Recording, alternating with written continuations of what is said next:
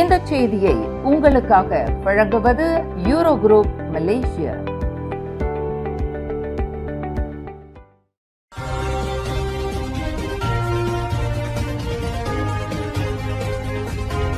வணக்கம். திசைகளின் 5 மணி செய்திகள்.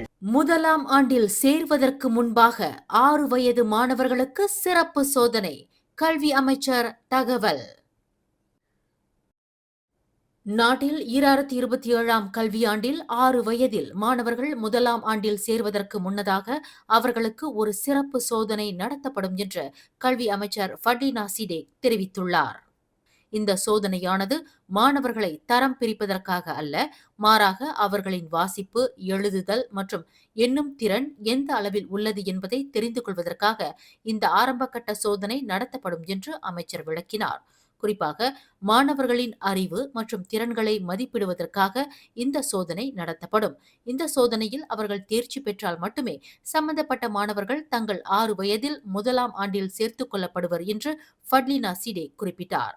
பிரதமர் டாக்டர் ஸ்ரீ அன்வார் இப்ராஹிமினால் நேற்று அறிவிக்கப்பட்ட 2026-2035ஆம் ஆண்டுக்கான மலேசிய கல்வி திட்டத்தின் முன்முயற்சிகளில் ஒன்றாக அடுத்த ஆண்டில் 6 வயது மாணவர்களுக்கு இந்த சோதனை நடத்தப்படும் என்று அவர் குறிப்பிட்டார். 6 வயது மாணவர்கள் பள்ளி சூழலுக்கு தயாராக இருப்பதை உறுதி செய்யவும், பாடத்திட்டத்தை அவர்கள் எளிதாக புரிந்து கொள்வதை உறுதிப்படுத்தவும் இந்த நடவடிக்கை எடுக்கப்படவிருக்கிறது என்று ஃபட்லினா சிடேக் இன்று விளக்கம் அளித்துள்ளார். மலேசிய சீன பள்ளி வாரியங்களின் சம்மேளனமான டாங்ஸாங் பள்ளிகளில் பஹாசா மலாயு மற்றும் வரலாறு பாடங்களை அவசியமாக்கும் நிபந்தனை குறித்து கல்வி அமைச்சர் ஃபட்லினா சிடேக்குடன் பேச்சுவார்த்தை நடத்த முயன்று வருகிறது.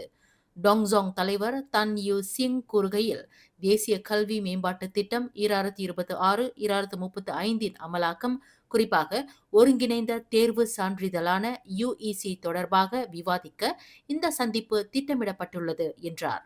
நேற்று இந்த கல்வி திட்டத்தை அறிவித்த பிரதமர் doctor Sri Anwar Ibrahim, UEC தேர்வு எழுதும் மலேசிய மாணவர்கள் SPM தரத்திலான பஹாசா மலாயு மற்றும் வரலாறு பாடங்களில் தேர்ச்சி பெற வேண்டும் என்ற கொள்கை அமல்படுத்தப்படும் என்று கூறினார். துணை கல்வி அமைச்சர் வோங்கா ஓ மூலம் தொடர்பு கொண்டு தாங்கள் விவாதித்ததாகவும், இவ்விவகாரம் தொடர்பாக கல்வி அமைச்சர் ஃபட்லினா சிடேக்கை சந்திப்பதற்கான ஏற்பாடுகளை செய்யுமாறு கேட்டுக்கொள்ளப்பட்டுள்ளதாக அவர் குறிப்பிட்டார். நாடாளுமன்ற கூட்டத்தொடர் நடந்து கொண்டிருந்த போது 2 துணை அமைச்சர்கள் தங்களுக்கு இடையே சேட்டிங் செய்து கொண்டு பேசிக் கொண்டிருந்ததற்காக துணை சபாநாயகர் டத்தோ ரம்லி மொஹமட் நோர் கடுமையாக கண்டித்தார். கல்வித்துறை துணை அமைச்சர் வோங்கா ஓ மற்றும் வீடமைப்பு ஊராட்சித்துறை துணை அமைச்சர் டத்தோ ஐமான் அத்திரா சபு ஆகிய இருவருமே கண்டிக்கப்பட்டவர்களாவர். உள்துறை அமைச்சர் Datuk Seri Saifuddin Nasution Ismail மலேசிய எல்லை கட்டுப்பாட்டு முகமை குறித்த கேள்விக்கு விளக்கம் அளித்துக் கொண்டிருந்தார். அப்போது இந்த 2 துணை அமைச்சர்களும் அவையில் அமர்ந்து சேட்டிங் செய்து கொண்டிருந்ததாக தெரிவிக்கப்பட்டது. துணை அமைச்சர்களே, நீங்களும் அவைக்குள் ஒரு கூட்டத்தை நடத்துகிறீர்களா? அமைச்சரின் பதிலை கவனியுங்கள், அதை குறித்துக் கொள்ளுங்கள் என்று ரம்லி மொஹமட் நோர் எச்சரித்தார்.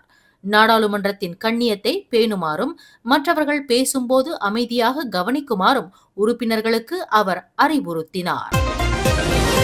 மலேசியாவின் மடானி அரசாங்கம் வீட்டுக்கடன் உத்தரவாத திட்டமான SJKP கீழ் இந்த ஆண்டு இறுதிக்குள் 1 லட்சம் பேர் தங்களின் சொந்த வீட்டை பெறுவதற்கு இலக்கு நிர்ணயித்துள்ளதாக வீடமைப்பு ஊராட்சித்துறை அமைச்சர் ngah koming அறிவித்துள்ளார். இதற்காக 2025ஆம் ஆண்டில் இத்திட்டத்திற்கான நிதியுதவி உத்தரவாத வரம்பை அரசாங்கம் மேலும் 10 பில்லியன் ரிங்கிட்டாக அதிகரித்துள்ளது என்று அமைச்சர் குறிப்பிட்டுள்ளார். இதன் மூலம் 2008ஆம் ஆண்டு முதல் தற்போது வரை இத்திட்டத்தின் மொத்த உத்தரவாத மதிப்பு 40 பில்லியன் ரிங்கிட்டாக உயர்ந்துள்ளது. கடந்த செப்டம்பர் 2025 நிலவரப்படி சுமார் 23.17 பில்லியன் ரிங்கிட் மதிப்பிலான கடன்களுக்கு ஒப்புதல் அளிக்கப்பட்டு 97,180 தனிநபர்கள் தங்களின் கனவு இல்லத்தை பெற்றுள்ளனர் என்று ngah koming இன்று வெளியிட்டுள்ள ஒரு அறிக்கையில் தெரிவித்துள்ளார். இந்த SJKP திட்டம் குறிப்பாக B40 மற்றும் M40 பிரிவினரை நோக்கமாக கொண்டது. நிலையான வருமானம் அல்லது முறையான சம்பள பட்டியல் இல்லாத கிக் எக்கனாமி ஊழியர்கள் மற்றும் இளைஞர்களுக்கு இது ஒரு வரப்பிரசாதமாகும் என்று ngah koming வர்ணித்துள்ளார். இத்திட்டத்தின் கீழ் முதல் முறையாக வீடு வாங்குபவர்களுக்கு 5 லட்சம் ரிங்கிட் வரை நிதி உதவி உத்தரவாதம் வழங்கப்படுகிறது. மேலும் ஆரம்ப கட்டண சுமையை குறைக்க SJKP மடானி மூலம் வீட்டின் விலையில் 120 விழுக்காடு வரை நிதி உதவி வழங்கப்படுவதுடன் முதல் 3 முதல் 5 ஆண்டுகளுக்கு குறைந்த மாதாந்திர தவணையை செலுத்தும் ஸ்டெப் அப் ஃபைனான்சிங் முறையும் அறிமுகப்படுத்தப்பட்டுள்ளது. அனைத்து வங்கிகளும் இந்த திட்டத்திற்கு ஆதரவளிப்பதை உறுதி செய்ய மலேசிய மத்திய வங்கியான பேங்க் நெகராவுடன் பேச்சுவார்த்தை நடத்த உள்ளதாக அமைச்சர் ngah Koming தெரிவித்தார். வீடமைப்பு ஊராட்சித்துறை அமைச்சு இத்திட்டத்தை உன்னிப்பாக கண்காணித்து மலேசிய மக்களின் நலனுக்காக உள்ளடக்கிய மற்றும் நிலையான நிதி உதவி முறையை உறுதி செய்யும். வெறும் வீடுகளை வழங்குவது மட்டுமல்லாமல் மக்கள் எளிதாக நிதி வசதி பெறுவதை உறுதி செய்வதே மலேசிய மடானி கொள்கையின் முக்கிய நோக்கமாகும் என்று ngah Koming தெளிவுபடுத்தினார். மலேசியாவில் 24 கேரட் தங்கத்தின் விலை இன்று புதிய உச்சத்தை தொட்டுள்ளது. உலக சந்தை விலைகளின்படி 1 கிராம் தங்கம் 608 ரிங்கிட் 97 சென்ட் முதல் 615 ரிங்கிட் 12 சென்ட் வரை வர்த்தகம் செய்யப்பட்டது. இது முந்தைய நாளை விட அதிகரித்துள்ளது.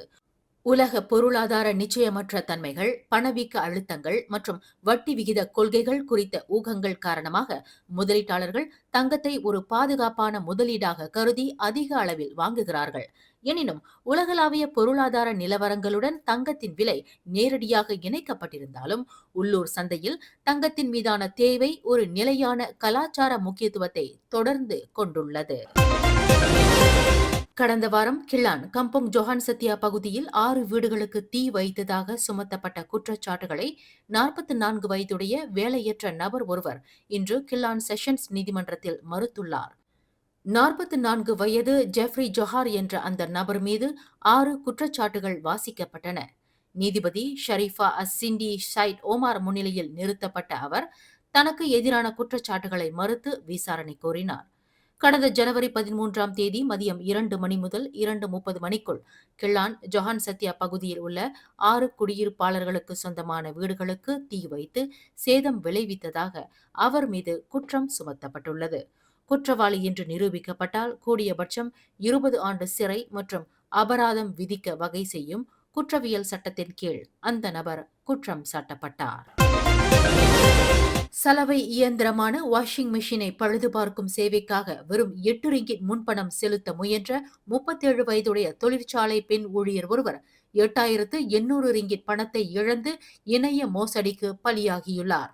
இந்த சம்பவம் கடந்த சனிக்கிழமை மாலை 4 மணியளவில் மலாக்கா புக்கிட் கத்திலில் உள்ள ஒரு வீட்டில் நிகழ்ந்துள்ளது. மாது ஒருவர் முகநூலில் வாஷிங் மெஷினை பழுது பார்க்கும் சேவையை தேடிக்கொண்டிருந்தார். டாக்டர் வாஷி சிங்கப்பூர் என்ற பெயரிலான முகநூல் கணக்கை கண்ட அந்த மாது அதில் இருந்த வாட்ஸ்அப் எண் மூலம் தொடர்பு கொண்டுள்ளார். சந்தேக நபர் முன்பதிவு கட்டணமாக 8 ரிங்கிட்டை செலுத்துமாறு ஒரு இணைய லிங்க் இணைப்பை அவருக்கு அனுப்பியுள்ளார்.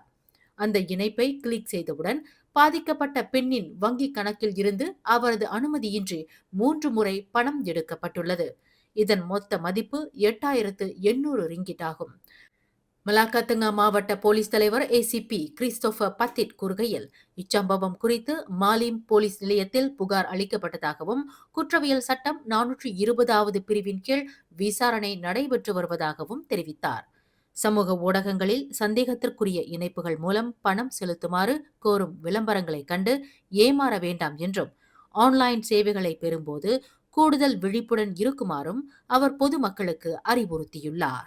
மேலும் செய்திகளை தெரிந்து கொள்ள கீழே இருக்கும் பெல் பட்டனை அழுத்துங்கள். உங்கள் மகிழ்ச்சியை வெளிப்படுத்த லைக் மற்றும் ஷேர் செய்யுங்கள். தொடர்ந்து திசைகளோடு இணைந்திருக்க சப்ஸ்கிரைப் செய்யுங்கள்.